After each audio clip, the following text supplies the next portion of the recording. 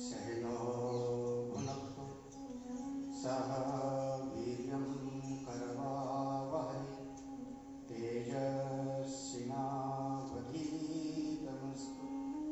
मा विद्विषावहै। ॐ शान्ति शान्ति शान्तिः।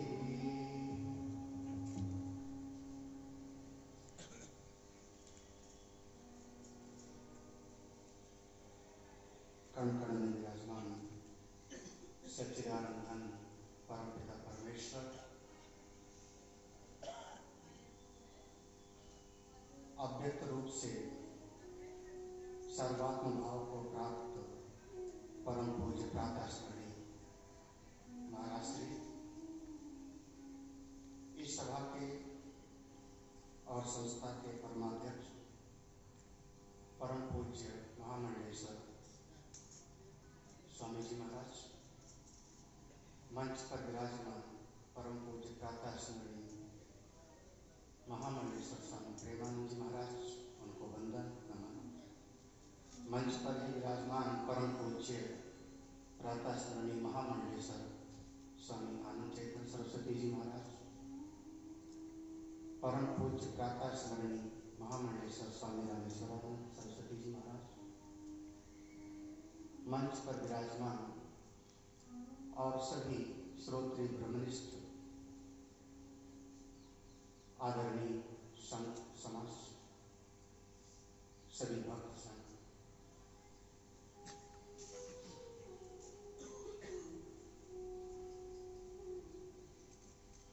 अपने मन को परमात्मा के साथ जोड़ें। इसी के लिए कोई भी उपाय हो, चाहे कोई आराधना हो, चाहे किसी देवालय में जाके हम उपासना करते हैं, चाहे सत्संग सुनते हैं, स्वाध्याय करते हैं, किसी दिव्य महापुरुष की स्मृति में कोई उत्सव मनाते हैं, जो भी करते हैं, सबका उद्देश्य यही है हमारा मन उस श्रेष्ठ परमात्मा से जुड़े। मन के दो विभाग किया है, श्रुति में आया दुविधो ही मनोप्रोक्तो शुद्धम अशुद्धम एवं च। अशुद्धम काम संकल्पम, शुद्धम काम विवर्जितम। ये मन के दो विभाग हैं, एक को हम कह सकते हैं शुद्ध मन और एक को कह सकते हैं अशुद्ध मन। एक ऋषा है वेद। अशुद्धम काम संकल्पम, जब हमारा मन बाहर के जगत में तमाम तरह की कामनाओं का जाल बुनने लगता है, बहिर्मुखी हो जाता है, इस लोक या परलोक की तमाम तरह की कल्पनाओं में उधेड़ बुनने, वही अशुद्ध है, वही अशुद्ध है। और शुद्ध मन वही है ये संसार की कामनाओं से हट करके अपनी आत्मा से जुड़ जावे, अपने परमात्मा से जुड़ जावे, अपने इष्ट देव से जुड़ जावे। और जहां जहां भी जिस जिस तरीके से एन केन प्रकारेण चाहे कोई भी उपाय करना हो, हम अपने मन को अंतर्मुखी बनाए, परमात्मा से जोड़ के रखें। अभी हमारे पूर्व वक्ता बहुत बढ़िया एक बात बोल रहे थे, संस्कार हो, हमारे चित्त में संस्कार पड़े। हम तीन शब्द प्रयोग करते हैं, संस्कार, स्वभाव और स्वरूप। तो पहली चीज होती है संस्कार में हमेशा हमको शोधन करते रहना चाहिए। जो बाह्य जगत के संस्कार हैं उनको ठीक करके अंतर जगत की तरफ ले आओ, अच्छे संस्कार बनाते रहो। हम परिवार में अपने बच्चे को भी कहते हैं सवेरे उठ करके थोड़ा हाथ को देख लो ना, कराग्रे वस्ते लक्ष्मी कर मध्य तु सरस्वती, ये संस्कार बन जाएगा। सवेरे उठ करके स्नान कर लो, बिना स्नान किए आप कुछ खाओ पियो मत, अच्छा नहीं है, संस्कार बन जाएगा। अगर आप किसी बगीचे में भी कैंची लेकर के छांटते काटते रहते हो तो बगीचा होता है। उसको देखने के लिए लोग आएंगे। जंगल में आप जिसका संस्कार नहीं करते हो पेड़ का, फिर वो जंगली पेड़ होता है। ऐसे हमारे जीवन को भी संस्कारित करने की जरूरत है, मन मर्जी के अनुसार ना चले। संस्कार के 3 विभाग किए जाते हैं इसके अंतर्गत, दोष अपनयन, गुणाधान और हीनांग पूर्ति। हमारा रोज सवेरे एक काम होता है, उठ करके कमरे को आपने झाड़ू लगाया, सवेरे उठ के ठाकुर जी के मंदिर में गए, सबसे पहला काम किया वहां पर साफ किया, दोष अपनयन, वहां गंदगी आ गई थी उसको हटा करके बाहर किया। फिर गुणाधान, वहां पर कुछ आपने पुष्प रखे, कुछ अगरबत्ती जला दी, कुछ बढ़िया किया, गुणाधान किया।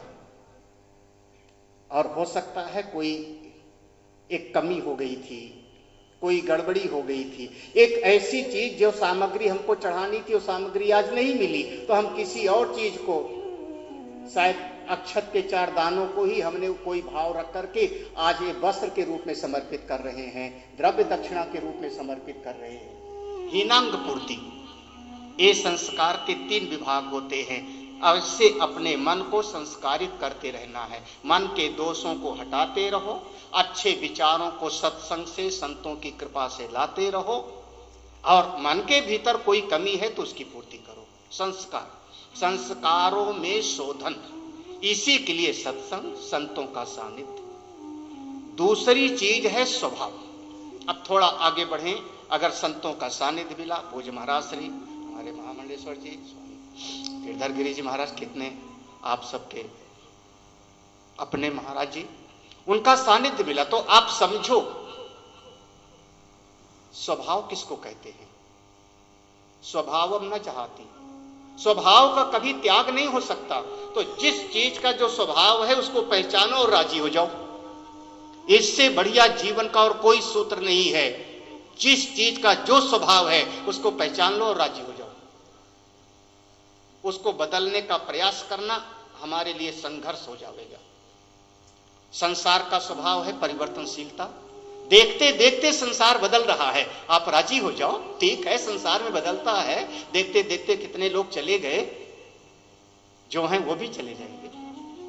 शरीर का स्वभाव है, जन्म लिया है, बढ़ेगा, घटेगा, बीमार होगा, नष्ट हो जाएगा।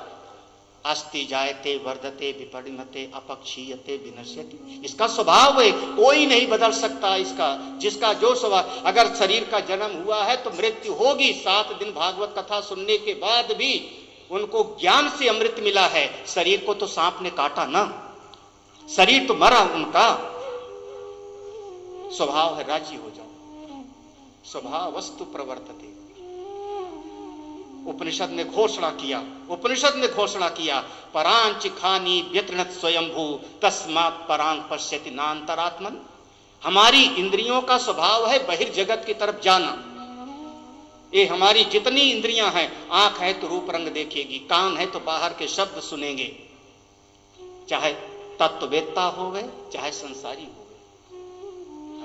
बस इतना शोधन करना, यही संस्कार है कि हम मंदिर में जाके ठाकुर जी का दर्शन करते हैं या हम जो है मदिरालय में जाकर के बैठते हैं, इसमें शोधन करना है। लेकिन आंख है तो बाहर की तरफ जाएगी, इसका स्वभाव है, राजी हो जाओ। स्वभाव के साथ अगर राजी होते चले जाओ, आपकी साधना आगे बढ़ती जाएगी। मन का स्वभाव समझ लो, मन का स्वभाव, अरे संकल्प विकल्प आत्मका मन, यही तो है। मन है तो संकल्प विकल्प चलता रहेगा ना। हम कहें कि नदी में जल का प्रवाह ना होवे तो नदी कैसे? जल के प्रवाह का नाम ही तो नदी है, संकल्पों के प्रवाह का नाम ही तो मन है, और संकल्प नहीं तो मन कैसे? या तो साधना करके अमनी भाव में चला जाओ, और नहीं तो मन है तो मन में संकल्प विकल्प चलता रहता है। होता है, हम अच्छे संकल्प करेंगे, यही संस्कार। संस्कार में शोधन, स्वभाव को पहचान के राजी हो जाओ। अग्नि का स्वभाव उष्णता, जल का स्वभाव शीतलता, सूर्य का स्वभाव प्रकाश देना। ऐसे हर वस्तु का अपना स्वभाव है। मेरे शरीर का, इंद्रिय का, मेरे मन की, मेरी बुद्धि की स्वभाव को जानो, राजी हो जाओ। और तीसरी चीज आती है आपका अपना स्वरूप। मेरा स्वरूप कौन है? अब उसको संतों के पास बैठ करके पहचानो, स्वरूप का ज्ञान प्राप्त करो। को हम, मैं कौन हूं, कहां से आया हूं, को में जननी को में ताता, असल में मेरे माता पिता कौन हैं? कौन है मेरे? अपने स्वरूप का बोध प्राप्त करो। अगर अपने स्वरूप का बोध नहीं प्राप्त किया, अगर इस शरीर के रहते रहते अपने आप को, अपनी वास्तविकता को हमने नहीं जाना, तो श्रुति भगवती ने घोषणा किया कि आपका सब कुछ नष्ट हो गया। इह चेद वेदी दत्त सत्यमस्ति न चेदिहा वेदी महती विनष्टि। अगर यहां रहते रहते ये संतों की शरण में बैठ करके, मां पतित पावनी की छत्र छाया में बैठ करके अपने आप को नहीं जाना, तो चाहे जितना भी हमने कर लिया, सबका सब नष्ट हो गया। जानो मेरा स्वरूप क्या है, स्वरूप का बोध। अगर ये तीनों स्तर पर आपकी साधना हो जाए, संस्कारों में शुद्धि, स्वभाव को पहचान के राजी होना और स्वरूप का ज्ञान, अगर तीनों हो जाए, अपने स्वरूप को पहचानो, आप ज्ञानी हो गए, जीवन मुक्त हो गए। वो जो महापुरुष एक नहीं, अस्मदाचार पर्यंताम, ये हमारे सनातन धर्म में भगवान सदाशिव से लेकर के आज तक महापुरुषों की परंपरा चलती रही, उसी में हमारे पूज्य महाराज श्री भी थे, उसी में वर्तमान में भी संत लोग हैं, सभी सिद्ध महापुरुष हैं। अगर हमने स्वरूप को जाना, तो इनका होना, इनका सानिध्य पाना, इनकी सेवा में करना, ये सब आपका सफलीभूत हो गया। आप अपने स्वरूप में निष्ठ हो जाओ। जितना संभव हो इन्हीं स्तर पर साधना करना है, ऐसे हमको आगे बढ़ना है। मैं इन्हीं शब्दों के साथ अपने भावपुष्प अर्पित करता हूँ। महाराज श्री को बहुत बहुत साधुवाद, उन्होंने बुलाया। वो शांति शांति।